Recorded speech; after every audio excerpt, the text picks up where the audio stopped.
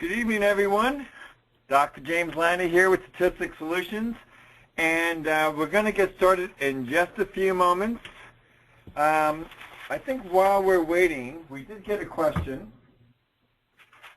actually two questions, from people that were in the middle of different issues, okay? And we're going to talk about in a few minutes, when we start off about how to deal with different issues and how we, I start off with talking about stimulus response. I know that sounds very psychology-ish, but the fact is that different things come down the pike and we're going to have to deal with these things. So I'll just read off a couple of these questions that are, here already.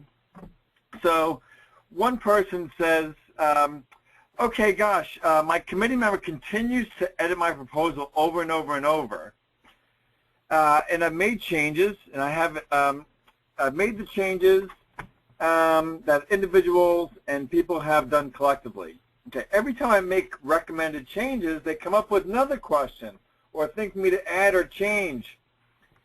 Is there an end to this madness? Yes. I don't know who wrote this. Yes, there is an end to the madness. Deep breath. We got to keep going. So yes, there is an end to the madness. I mean, look.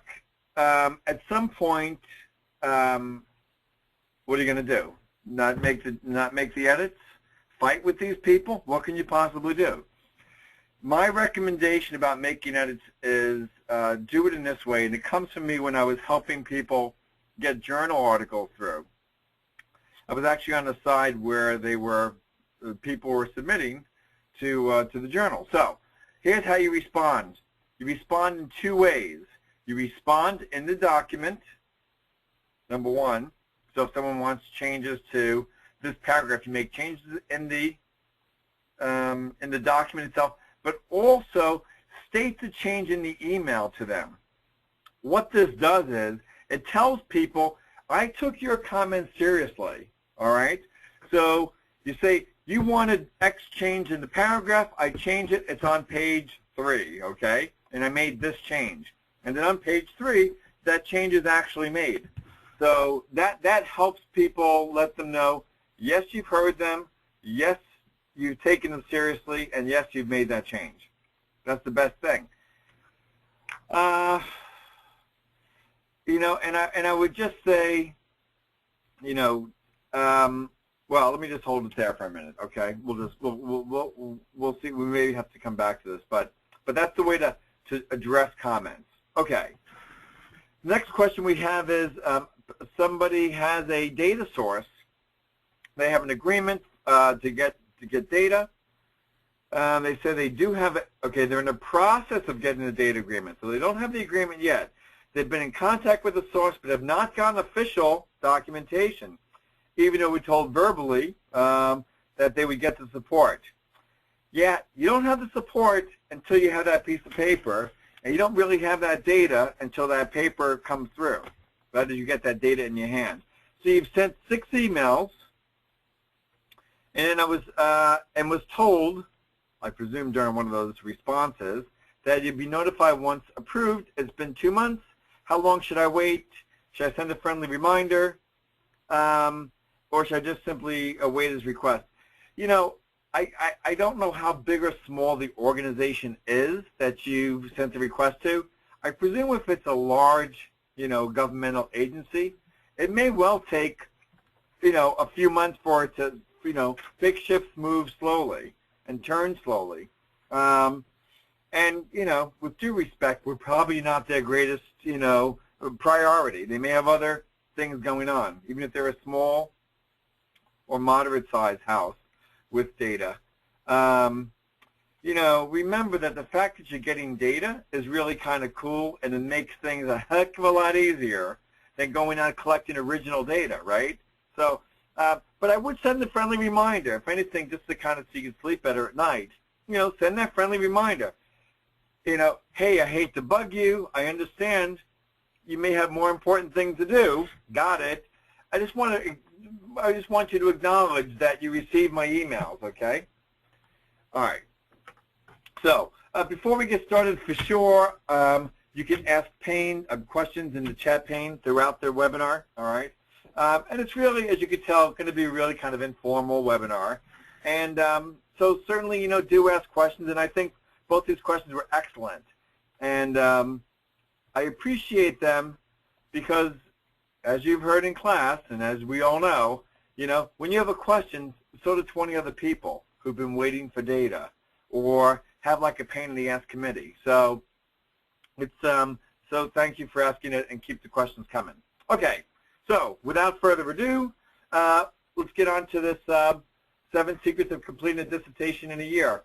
These are not the only secrets, okay, but they do feel like these are some of the things that I really have learned over the decades that get people through. All right,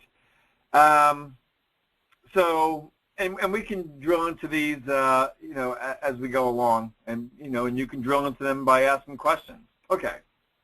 So, those of you who have been with me for a while know that I was a big, and am still a big Stephen Covey fan, and he was the 7 Habits of Highly Effective People guy, and he died, you know, a year or so ago. But one of the things that he really, you know, put out there to the world, and one of the things that I think really do apply to doc students is this kind of stimulus response business. That is that, you know, sometimes in the middle of these things, when the committee just goes on, or, right, or people aren't sending the data, we want to respond, right? We want to respond by being annoyed with the committee, like, when are you going to get over these revisions, okay? Or when are you going to get back to me? We may have this automatic response to it, okay? And I think Covey's message was this, that in between stimulus, you getting more negative feedback or ongoing feedback or not getting responded to, okay, and our response to it, not only sending an email, but our emotional response to it, okay, and our cognitive response to it, that we have the ability to choose and to make it up, okay? And he talked about self-awareness, imagination, conscience, and independent will, that these are the endowments of being a human being, and that we don't have to automatically respond, you know, like a mouse with cheese, okay, and go run for it, okay? We can say, okay, wait, what's going on? Maybe these people do have, okay, other things going on, and aware that we have other things going on, and other people may have things going on, that we can imagine other kinds of reasons outside of that. They're mad at us or they don't like us or they're picking on us. Okay, we can imagine other things for the reasons why this is going on. And here's my suggestion to you. When you want to take things personally, I want you to think of 3 reasons that have nothing to do with you why this is going on. Give me 3 reasons why they're giving you a proposal aside from that your proposal needs 25 revisions, okay?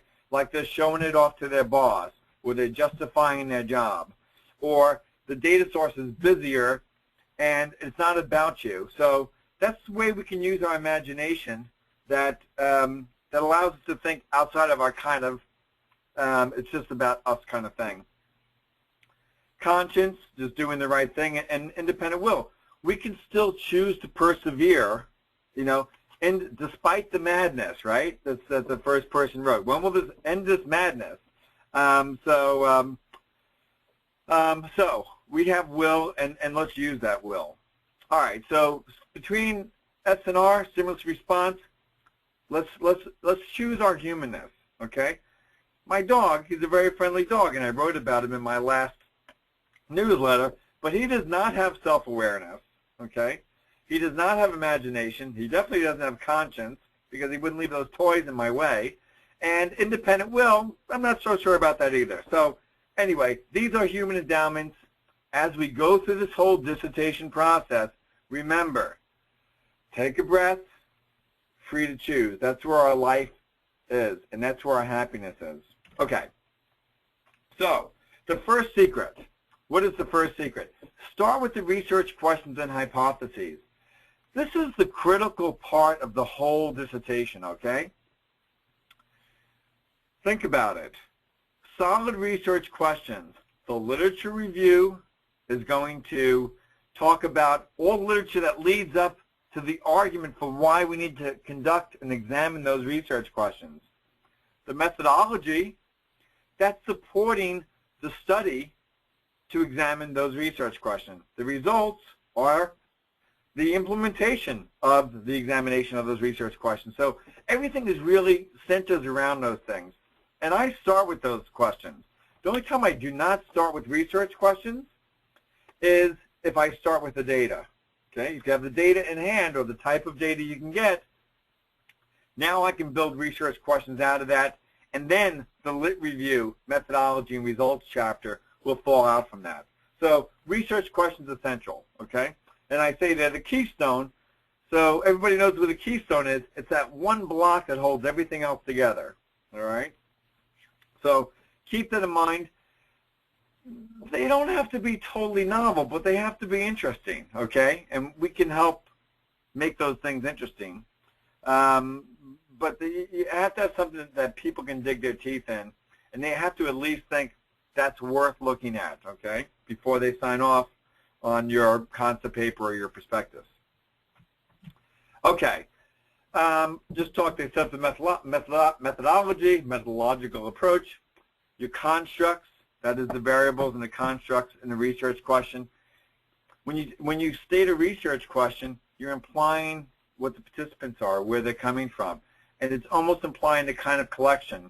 And what I meant by that was that when you think about the research questions, asking about differences on emotional intelligence by gender sounds quantitative approach, or the way I'm going to collect data, or the type of data, or the lived experience of emotional intelligence, okay? So in those questions really foreshadow lots of that aspects of the methodology. Okay, let's go to the research questions and the kinds that there are. Okay, so there's really some kind of basic quantitative research questions, and there's some kind of basic qualitative research questions. These first four bullets are talking about that quantitative part. So the kinds of questions that we can ask are things like, hey, are there differences on this variable by some other variable, right? These are our kind of ANOVA questions, analysis of variance questions. So we can have any kind of construct, typically continuous level, emotional intelligence, satisfaction, all of these things. By the way, on the website, we have 200 different types of surveys, okay, or by different kinds of topics. So you can look for differences on those. By basic ones, there's kind of two kinds of ways of looking at differences, okay? One is by looking at it by demographic variables, for example, all right? The differences on satisfaction by gender or some darn thing. But you can also look at differences over time, kind of this pre-post test strategy. So are there differences on, learning outcomes after some intervention, okay, or after some new program or things of that sort? So those are the kind of the differences kind of questions. All right. Then you have the relationship kind of questions. And what these are is that there's no, I'll say, primary variable. They're all kind of dependent variables. So relationship between whatever, satisfaction and education, okay? So you may want to kind of correlate these or correlate these. So correlations and chi-squares are all in this kind of realm of relationship types of questions. Okay. Exit out. Okay. Excuse me there. Okay. So, and allow. Okay, so the other types of questions are really prediction kinds of questions. These are our kind of regression questions, right? Does gender impact satisfaction? Does leadership scores impact, employee retention or impact customer satisfaction, things of this sort? These are the kind of prediction ones. Alrighty. Then you have other kinds of, I'll call them kind of weird models. And they're weird, they're not weird, but they're just not typical. So time series kinds of questions, right? So anything that's really time sensitive, like how does this intervention program influence satisfaction month to month over time. Or structural equation modeling, which is really kind of looking at numerous independent and dependent variables simultaneously, and that you have what they call latent variables, or variables that do not have, that are not measured, okay? And then hierarchical linear modeling, this is for all of our EDD students out there that are really looking at things they call nested, right? So we're looking at differences in students by gender, but students are nested within teachers, teachers within schools, so there's kind of layers of things. That's where that HLM, or hierarchical linear modeling, comes in. Okay, those are the quantitative variables. Now, we also have research questions that use quantitative variables, but there's also this kind of the qualitative kinds of questions, right? Case studies, grounded theory, where we're really developing a theory, or phenomenological. And that's really kind of the real basic one, right? Examining lived experiences. We're interviewing people around any number of topics, okay? So those are the kinds of questions that can be asked, and focus on those questions, guys and gals. You know, get those questions nailed down. It's like having a good lattice work, okay? Once you have a good lattice, then you can start hanging different parts of the methodology on that lattice. You can start hanging lit review, peer-reviewed articles around that lattice. You can start figuring out what kind of results may be implied by that. So the research questions begin to set up a lattice framework where you can now organize different parts of that dissertation. All righty. So what else do we have? Okay, so the methodology. So after that research question or hypothesis, all right, then we have the rest of that methodology. And you can kind of see it like a blueprint, okay? So the blueprint is kind of like you're building a house, right? You're not going to start just collecting data until you've, talked about what kind of instrument you have, or what kind of participants you're going to have, or where you're going to get them. So think about the methodology as a blueprint. And I say, your blueprint is so clear that you can give it to any builder and they can build that house. You give your research methods to anybody, they can replicate your study. That's the whole intent of this thing. It needs to be so clear and not, what can I say? It needs to be clear enough where people can replicate it. Don't put in extra detail. That's not important, okay? What's going on in the next town or what's been done before is not part of your blueprint. Your blueprint is just the facts, ma'am, all right? That's what you need to build that house, period. But it needs to be clear enough, just like any builder can build it, any researcher can replicate it, all right? The blueprint should have, I'm looking at we'll go piece by piece here. All right, you're giving it to your neighbor, they can replicate it, okay? Science, that's the nature of science and how science grows, is that they can, one hot day doesn't make a summer. It has to be able to be replicable. Well, they have to follow the same exact procedures that you use, okay? That's science. And the methodology should talk about the participants and the instruments and the procedures, okay? That's the bones of that blueprint, all right? You have to tell them, if you don't have one of those things, you do not have a study, okay? You need, obviously, participants. It could be secondary data. It doesn't have to be primary data, but you have to have some description of participants, instruments, procedures, all right? All righty. So there's a question here. Our school makes a differentiation between methods and methodology. What is it? I don't know. It seems like the same darn thing to me. I mean, that's a good question to ask them, okay? And I guess perhaps there's a context that goes with it. So share the context, and I'd be happy to look at that. But when I think about the methods chapter and the methodology, it seems similar to me.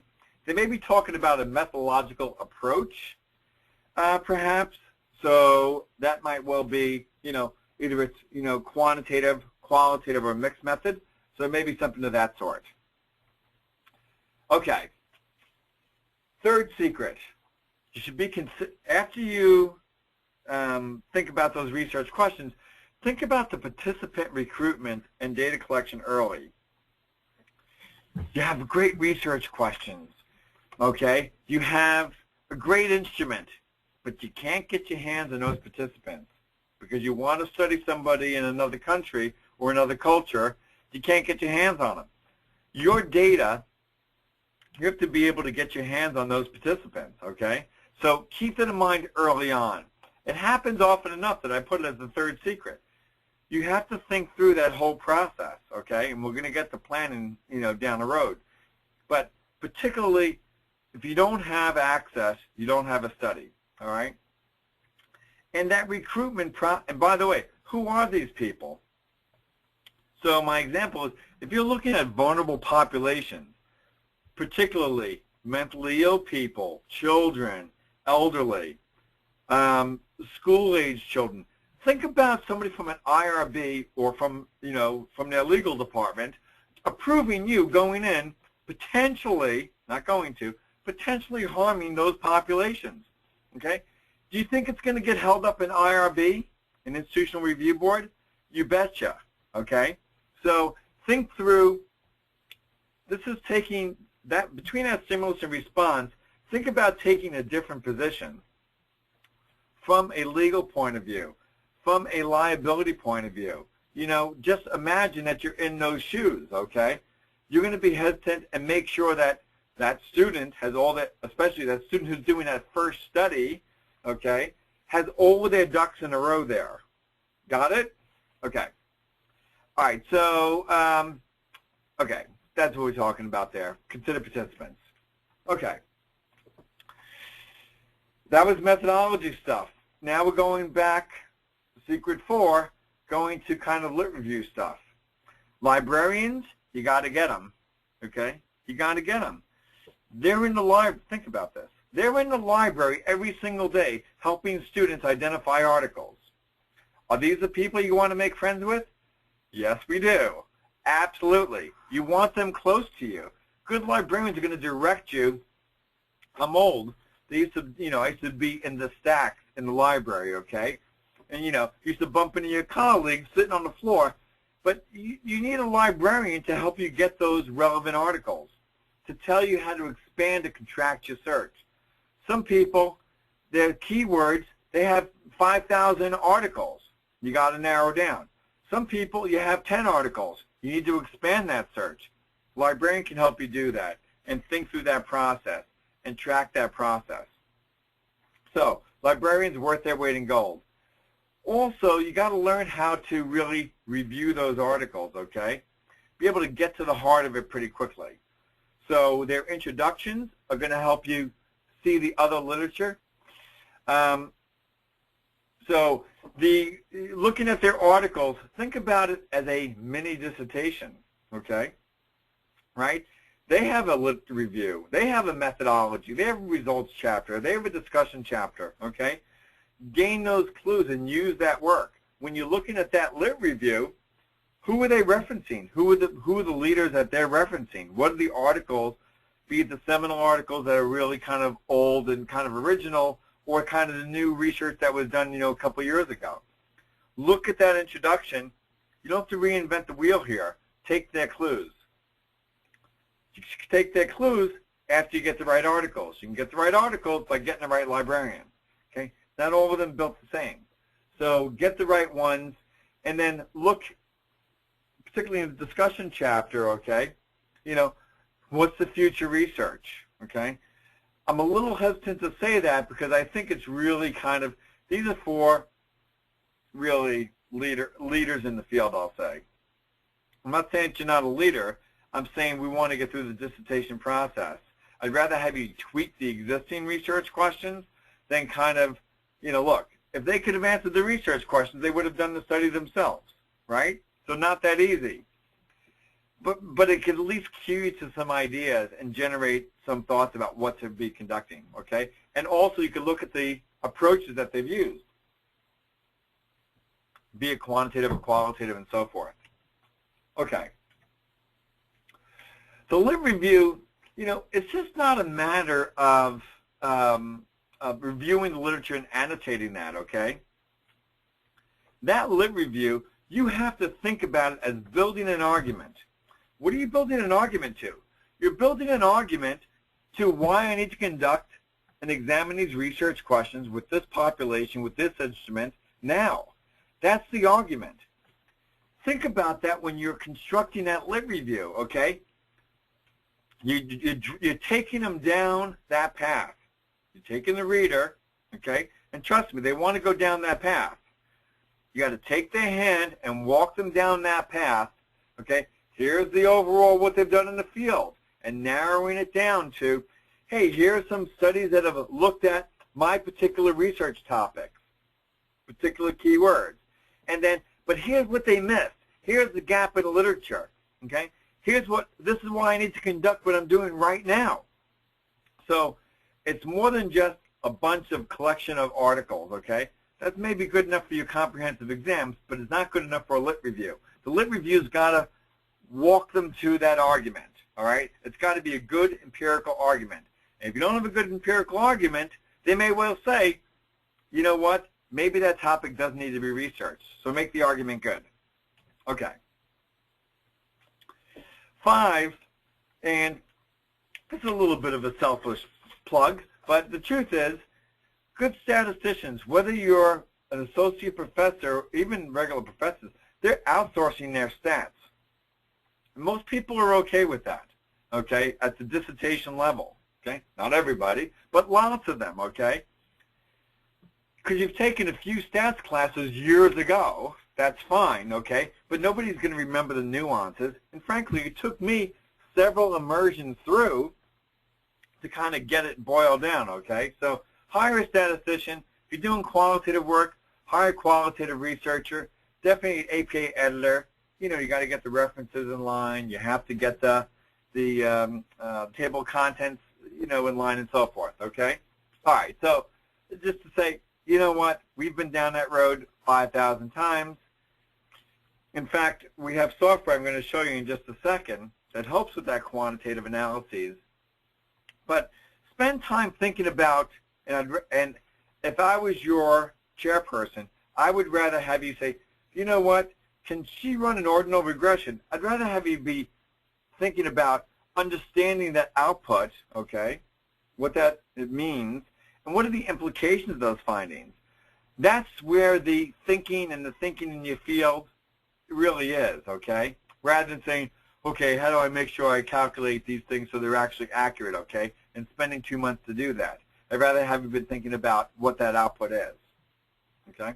All right, so I want to just now peek into the software that's really rolling out here, okay? And it's called Statistics Solutions Pro. So basically the idea is you do not have to be a professional statistician to be able to generate accurate, reliable statistics. This is a time saver. It's currently $5.75 or some darn thing, okay? But when you see, and I'm just going to just take a couple minutes of your time, but it's a kick-butt software. It's like SPSS on steroids. So here we go. So, and I'm going to pause it as I go through and show you what we have going on here, okay? So first, you sign in, okay? So here's the look and feel of this thing. You sign into the thing. And then basically you have a little welcome, and basically things are done in 3 steps. You're going to upload your data. You're going to manage your data. Simple things like create a composite score. And then you're going to analyze the data. Simple, 1, 2, 3. Okay. So then you say you get started. Now you go to your file. You upload a CSV. Any data file can be saved as CSV, okay? Just go to Save As. And then you click Upload. And at that time, when you're uploading it, it's really reading your data file and identifying your variables and identifying your levels of measurement of your variables. And it looks just like that, okay? All right, so, and I'm just going to show you really with gender that, we really changed the level of measurement. The reason that there's different levels of measurement in here is that we've programmed this thing where when you have the right level of measurement, only certain analyses are available to you. So kind of making it, bulletproof. Okay, so here we're just changing the level of measurement. We're identifying gender as males and females, the ones and twos. We're accepting changes. Okay, you can do that for all the variables. You go click to manage data. Okay, I'm just going to show you 3 of the ways that you kind of manage data. Obviously, some variables are reverse coded. 5s are really 1s, 1s are really 5s. So you can do that really simply with that reverse coding. Creating composite scores is another function. Oftentimes, like in the Rosenberg self-esteem scale, there's 10 items, but we're really looking for that total score. Here, really simple, user-friendly way to create composite scores. And there's other different data management there as well. Then when you continue on after your data management, you really should go to analyze your data, okay? So, and I'm just going to pick out several different tests, all right? And, correlation is one of them, chi-square and so forth, all right? And you can see, very user-friendly. Okay, I want to correlate 4 variables with each other. Okay, well, what are they? And you have the pull-down menu, and then you say accept changes or accept that analysis. Independent t-tests. You got to know what an IV and a DV is, and we show you what those are, but you just select them. These are a lot of the tests that you're going to use for you quantitative people out there. Okay, this is going to have, 99% of all the tests you're going to be using is going to be sitting right here. In regression, how many predictors, what's our outcome variable, and you're just going to select them by the drop-down, okay, simple, click accept changes. We're going to do one more, show you a mediation. It's tougher than most of the other kinds of regressions because you have to run several different regressions and analyze them. This conducts them all, okay, and then interprets them all as it is for the chi-square and the Pearson correlation and the t-test, all right? So, and then you just click download analyses. Now here's the cool part I'm going to show you in a second, okay? And in about 3 seconds it shows you, it opens up a Word document, okay, with the analyses, okay?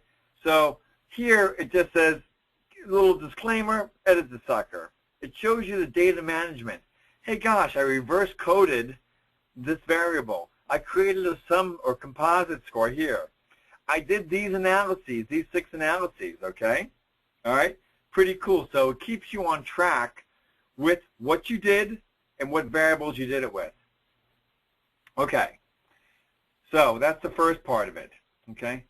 Then it shows you under the data management, hey, you know what? When I created a composite score, there's really, we already load in that we're going to look at the alpha reliability with that, okay? And we put that in an APA table for you. Not bad. And quick. And talk about what the standard variables are for a Cronbach alpha, okay, with references. Okay, then we get into the results chapter, and here you can see, we're going to talk about the frequency percent of those categorical variables. So we put it in text, and we also put it in a nice table, APA, okay, and number that table. All of the categorical nominal level variables or categorical variables, frequency percentages. In a second. Good? Everyone like that? You should be nodding yes. Okay. I can see you quantitative people out there. All right. So, all right. Then we get into the continuous level variables, means and standard deviations. Okay. Everything is in the text as well as making a nice clean table. In a second. Okay. All righty. Then we get into the actual analyses. Here's the chi-square. Okay. We report it in appropriate fashion. Okay. And then we also present the table of what, in an APA style, what that chi-square table should look like. We do the same thing for the Pearson correlation, the write-up and the table. Okay. You can see table 5. Then we move to the scatter plots. Okay. Okay, so this is just the scatter plots among those 4 variables. Okay. Then we do the independent sample t-test. By the way, we load in all the assumptions of the analysis and talk about it, okay? Then we actually get to the analysis itself of the t-test. Then we table it up and we put a figure there. By the way, that figure is, that's an editable figure, okay? All right. Nice independent sample t-test. Then we do the regression. We talk about the assumptions. We write it up in a way it needs to be written up. We table it in APA format. We have the figures that are relevant to that. You don't have to use all the figures, but you have them there if you want them, okay? Then we have the mediation. Mediation has 4 assumptions. We lay out those 4 assumptions, okay? What has to be met for full mediation, or partial mediation, or mediation not being supported? Okay. We walk through that. Then we conduct the regressions that are appropriate to that. Those regressions are presented in regressions 1, 2, and 3. We show the IVs and the independent and dependent variables, and the appropriate beta of statistics, and the probability. And above that, we're showing the, whether or not mediation was supported or not. Okay. Then we have our references of everything that was conducted. All right. So that's in a nutshell, that's kind of how these analyses really work. Okay. So it's a real time saver. It's available, okay, and you can just email us at info@statisticsolutions, info@statisticsolutions.com, or call us. We'll make sure that Carmen, who's answering the phone, will we'll get to it, okay? So those that are in the middle of it, real time saver, okay? Okay. The 7th secret is really to plan appropriately, okay? What do I mean by plan appropriately? Revisions, like we started out with this very first person, okay? The committee continues to give my proposals more and more revisions. How did we come up with the expectation or the assumption we would only have 1 revision, right? Well, we've never done this dissertation before. The classes, you turn in the paper, they have a time limit on this thing. So we should examine our assumptions, okay? Here's an assumption, not the assumption, but an assumption is that, my advisor put a 3 to 4 time multiplier on how long it was going to take. You think you're going to graduate in a month? It's going to take 4 months. Get prepared mentally, energetically, financially. Don't plan your graduation cap, okay, necessarily, okay? If you get help, that's going to be helpful. We've been through it. But truly, just plan for what you have going on, okay? Don't set yourself up for poor expectations, all right? All right. Also, one way, and I'll go back to this first email, was great, which is, constant edits. Ask for written feedback. When you get written feedback, then you can address that written feedback in writing. Again, you want to address it both in the document as well as in your email to them. Obviously, save all your emails, okay? My advisor, Bill, for those of you who heard the story, sorry. My advisor, Bill, he was like, Jim, put this paragraph below this paragraph. And I did that. And 2 weeks later, Jim, move that paragraph up. I'm like, Bill, my advisor, Bill, I'm happy to do whatever you want me to do. Just make up your mind. And it was kind of humorous, and he kind of chuckled, but 2 weeks of my life went by, And some people, 2 months are gone by, and some people, 2 years. So, be really precise with answering them. Call them out nicely when you need to, and get support in answering them back, But get that written feedback. It's helpful. And at least it keeps you sane, I've answered that question. I've changed that darn paragraph. Okay. All right. The 7th, is really relax. And it's not easy to relax when you're in a novel, anxious situation, There's a lot of truisms about relaxing. Take a walk, take a deep breath, all of these kinds of things, stay in balance, but they're true. And I think what people forget about relaxing or exercise, breathing consciously, is that not only does it help in the moment, but if you do it consistently, you get a little momentum, okay? Now you're more resilient coming into situations. Like, come on, email, I'll answer that darn feedback, okay? Get fired up about it, in a passionate way, Come on, bring it on, all right? So if you're relaxed, you have that resiliency built in. Again, people can take situations and be stressed out or see them as adventurous. The truth is, it's probably the same neurology going on inside, all right? So try to see things as a positive, really, as a positive, exciting challenge. And I know sometimes you want to stick your head in the oven with, 25th revisions. It will end. There's a lot of PhDs and EDDs and PsyDs kicking around here, okay? So it will end. Hang in there. All right.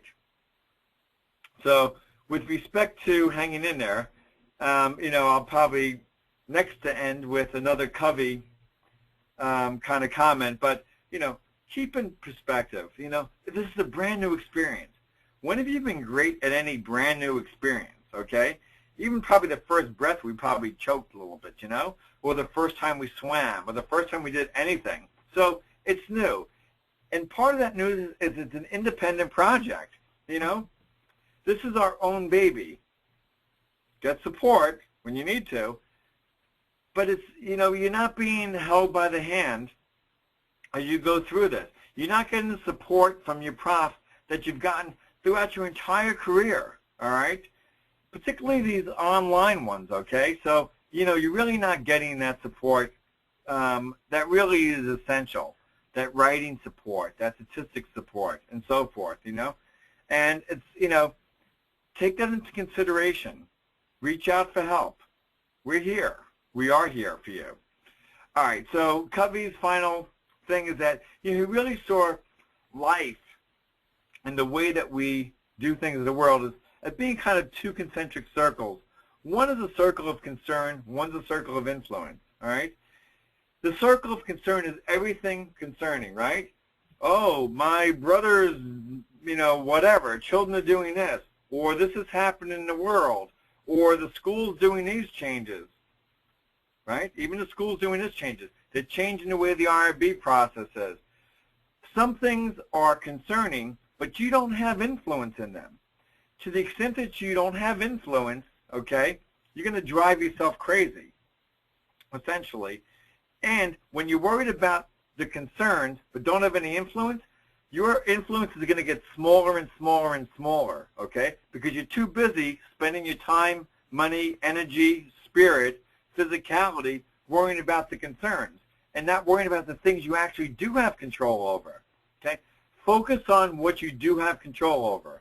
Like, I'm not going to say those, it's a bad professor, okay? I don't control their personality or their work habits or their experiences. What I do control is how I address their feedback, okay? You don't have control over getting that data back. You have control over how you experience that lack of getting that feedback or that data source. Okay, to take my first example, you have control over your response to activities. That's what you have control over. That's what you have influence over. That's what you should focus on. Think about it. Focusing on what you can control, okay? Not what you can't. All right. So here's a treat for everybody, okay? Questions and answers. Any kind of questions, any kind of that you have, I'll get to them. So let me peek. What can I expect to write for chapters 4 and 5? I don't know what you mean by expect to write. You'll have to clarify that for me. Okay, I'm considering completing a single subject intervention with children, but would like to also complete surveys. Do you think completing surveys will prolong the study? Any kind of data collection prolongs the study, right? I mean, so Yeah. Think about everybody. Repeat after me. We will, as you hear my voice, we will be completing this dissertation. We're going to do that with support, and we're going to do that by keeping things simple. So if you can get away with just some part of the data without everything, okay, do that. Okay. I'm not seeing effect sizes. We could talk about that in the software. I love the software. Thank you. We'll contact you when I'm ready. Hey, get it early, okay? Get it early, and you'll get it for the right price. The SPSS software, can the output and write-ups be manually edited? Yes, they can, okay? That's the cool part. It's in an editable Word document, okay? People talking about sample size. We have membership that talks about sample size for all different kinds of quantitative analyses and for different qualitative analyses, okay? People talking about the minimum amount of time to work on each on a study. You know, I mean, I could just, I took the long road because I went with a guy that had the expectation of it taking a long time. And sure enough, it took a long time. I mean, I don't know. I mean, for us, when we help, I can speak to that a little bit. When we help with literature reviews, we have people, you know, we're librarians at heart. We're going to pull those articles. You're going to have to annotate them. You know, we take a month to 2 months to help synthesize them and so forth. So they take a while. You know, we can help with, and that's when we know what we're doing. Methodologies, we know what we're doing. We take a month with that. Results, qualitative, we take a month with that. Discussion chapter, a couple weeks. So, you know, it does take time even when you know what you're doing, okay? And we're happy to hold your hand through that process. Okay, I've submitted 5 chapters. The committee now plans to review each chapter one by one.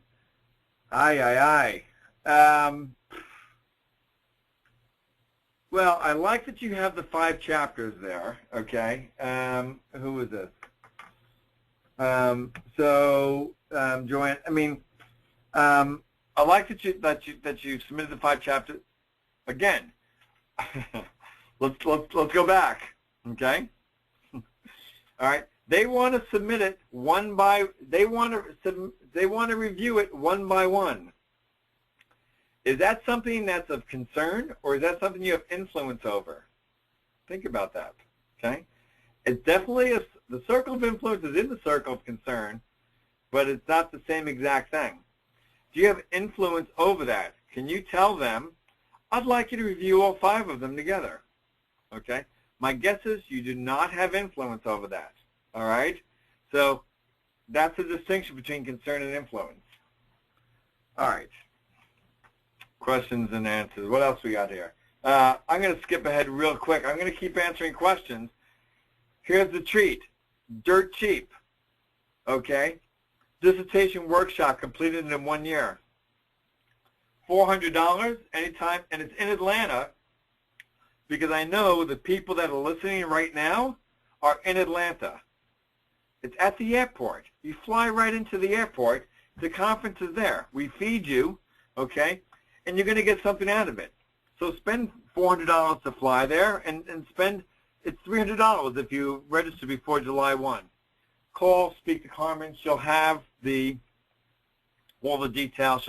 She'll get you registered, okay? Or whatever. Take billing information or some darn stuff, okay? So that's a winning thing. For $300, okay? I'd spend $3,000 on it. I'll make it valuable. I'll take your personal questions. We'll have all day. It's very limited. We're only taking 60 people, okay? So it's going to be, you know, it's personalized. It's a big class, but it's not that big. All right. So I'm going to go back to questions and answers. All right. Let's see here. Can you briefly repeat who's the smarty pants? Zahir. Zahir says, can you repeat everything in 4 to 5 minutes? Yes, if you can tell me what you've done in your entire life in 1 to 2 minutes, I'll repeat my whole thing in 4 to 5 minutes. There's one in every crowd, and we have one here. Okay. All right. So how much does the software run typical analysis? I think it's, we're going to start, it's currently on the website at 575, 579. We're going to start changing it to $299 for a whole year license for students, not commercial. Okay? You can get it, and you can start using it. You can use it during your classes, and you can start, being, getting used to it. Okay? $299 for the whole year. Okay? Imagine that. All right. Imagine that. That can happen. Call for details. Okay, what else? Is the software different from SPSS? Yeah, I like to say that our software is SPSS on steroids.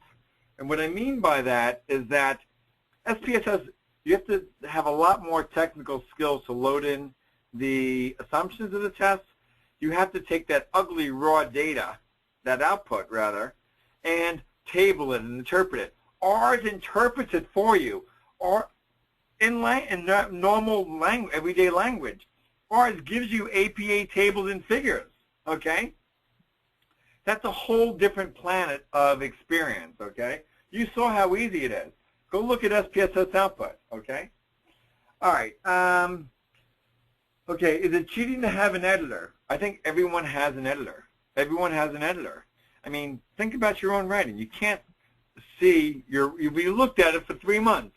You can't even see your mistakes anymore. So no, it's not cheating. APA editors and other editors are par for the course. Okay, so I'm going to take a couple more questions and then call it a day. Daily tips, can you share? What daily tips can you share when working on dissertation? When I was working on my dissertation, I was at a full-term internship. I was working on this business, helping other students, and then working on it. So, I think in hindsight, well, I'll give you one example. We used to meet several guys for a men's group, okay? And we used to rural doc students, okay? And so at the end of my process, there was a guy, Lee, and who became, pretty cool clinical psychologist. And so he came over on a Sunday, and I said, why aren't you working on your dissertation? He said, and I couldn't believe it, I don't work on my dissertation on Sundays. It was like heresy to me. You don't work every single day with a zip drive underneath your pillow? I thought maybe it was my own, weird state, which maybe it was, but I mean, I worked every single day on it, and I thought, how cool that he took off and was able to recharge his battery, okay, and really get some distance from what he did and the process. Hooray for him. So I just think, I think a daily practice, I'll say a weekly practice is to find that little respite, you can kind of get some distance from it. I'll take one more question. Okay, can someone be available to help me guide with a research question? I personally, Dr. James Lani, love research questions. You give me data, we're going to figure out research questions, okay? I dig on that, okay? And I guess I'm weird in that way too, but I really do like research questions. So if any of you are struggling, and some people even through the process and through lit review, still don't have a solidified research question, bring it on. You can call Carmen at that phone number, okay? Or leave her a message, okay? We're here 9 to 5, Monday through Friday, Eastern time. Call, but I dig on those research questions. It's fun for me, and I know it's so helpful because as we talked about throughout this whole 7 secrets, it's the cornerstone of it, and it really is, as I kind of exemplified earlier, the lattice work that everything else is really built upon. So I want to just say hooray to you all, and I mean a lot of people stayed throughout. We're gonna answer other other questions via email tomorrow, okay? But I want to say congratulations. You know, we all started this journey, you know, when we were excited about starting. We may be the first one getting a doctorate in our program. Our job may require it. And there's lots of things going on, and everyone's dealing with life. And I just want to say I really honor and appreciate everyone's journey and sticking in this process. I really, truly do honor that. And I appreciate you spending an hour with me out of your busy time to do this. I invite you to spend a day with me. It'll be a fun day. It's at the airport. I know tons of people live in Atlanta, for sure. I talk to 2 of you a day. Come for the day, okay? Sign up early, okay? You don't want to be the 61st person. Trust me. Okay? Well, I guess we could have a wait list, but sign up, okay? We'll have a fun day. It will be helpful, no matter what stage you're at. If you're going to do the dissertation in 6 months or you're halfway through it, you're going to find value in it. Again, appreciate you all. Love you all. Stay strong. Stay healthy, and we'll see you at the workshop. All righty. Good night, all. Bye-bye.